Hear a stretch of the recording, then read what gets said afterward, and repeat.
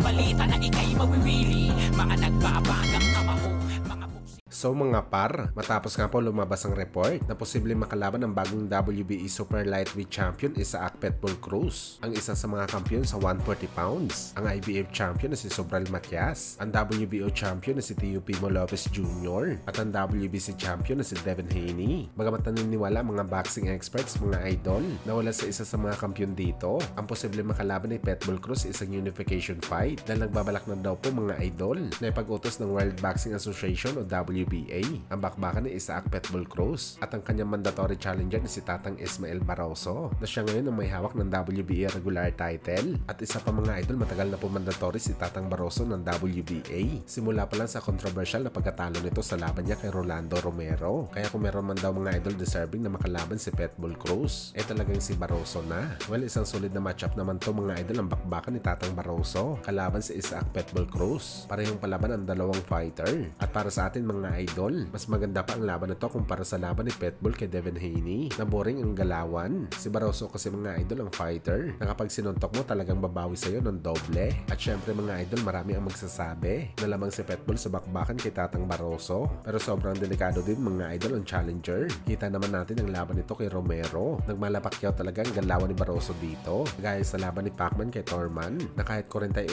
anyos na mga idol, nagawa pa rin pabagsakin ni Tatang si Romero sa ibabaw ng lona. Yan ang bagay mga idol na hindi nagawa ni Pitbull sa laban nito kay Rolly. Pinulbos lamang nito ang maangas na si Romero, pero hindi talaga ito ni Pitbull na pabagsak sa ring. Kaya abangan natin to mga idol. Siguradong sulit ang bakbakan na to.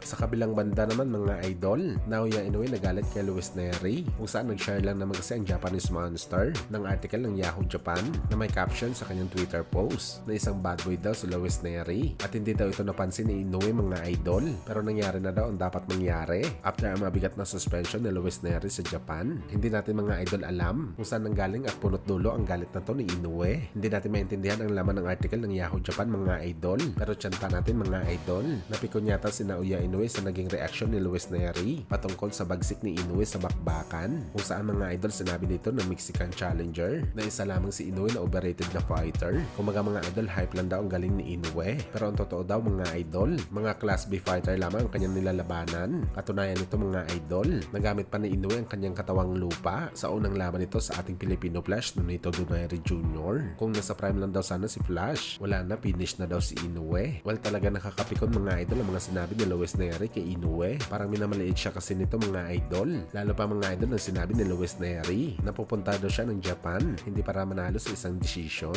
kundi dumayo daw siya dito para patulogin si Inoue sa bakbakan. Pero gayon pa man mga idol, hindi pa natin alam kung bakit napikon talaga si Inoue kay Luis Nery. Isa lang talaga itong matibay na dahilan ng mga sinabi natin bakit tinawag ni Inoue na isang bad boy si Pantera.